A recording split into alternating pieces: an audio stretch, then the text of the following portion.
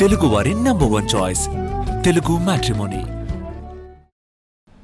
BRS నేతలపై తీవ్ర స్థాయిలో విరుచుకుపడ్డారు ఎంపీ రేణుకా చౌదరి. ఆ పార్టీలో నేతల తీరుపై తనదైన స్టైల్లో విమర్శలు చేశారు.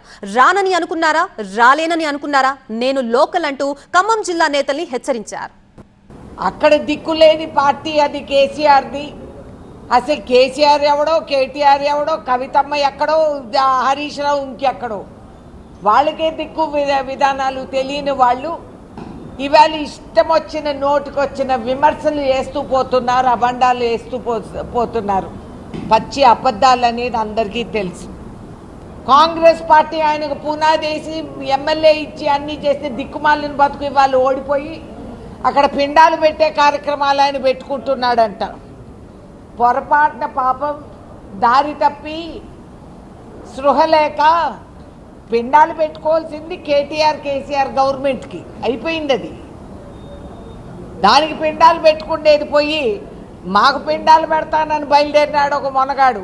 పిచ్చి వేషాలు వేసి తోక ఎక్కువ ఊగిలాడిస్తే కత్తిరించి సున్నం పెట్టేది మా కార్యకర్తలకు బాగా తెలుసు. దానికి స్పాన్సర్ ఎవరు? ఈ నిధులు ఎక్కడి నుంచి వస్తున్నాయి ఆమె దగ్గరికి? లిక్కర్ స్కామ్లో డబ్బులు ఏమైనాయి? ఇంకా అటు చూస్తే 4 స్తంభాల ఆట అన్నట్టు వీళ్ళు నలుగురు కూడా, హరీష్ రావు అంటే, కేటీఆర్ అంటే, కేసీఆర్ అంటే, కవితమ్మ అంట. ఏంటి వీళ్ళు చేస్తూ ఉండేది? నిద్ర లేస్తే కాంగ్రెస్ అని విమర్శ చేయటం తప్పితే ఒక మంచి సలహా, ఒక మంచి పని అనేది లేదు.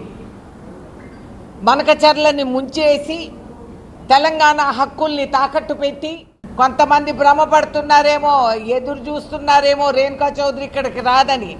ఒరే మూర్ఖులారా, ఈ జిల్లాకు ఆడబిడ్డని నేను. ఈ జిల్లా ఆడబిడ్డ అనేది నా శాశ్వత పదవి. మిగతా జిల్లాలు తిరిగే అర్హత నాకుంది రాజ్యసభ సభ్యురాలుగా. కానీ జిల్లా ఆడబిడ్డ నేను కేవలం ఖమ్మం జిల్లాకే అనేది అందరూ గుర్తించాలి. తెలుగువారి నంబర్ 1 చాయిస్ తెలుగు మ్యాట్రిమోనీ.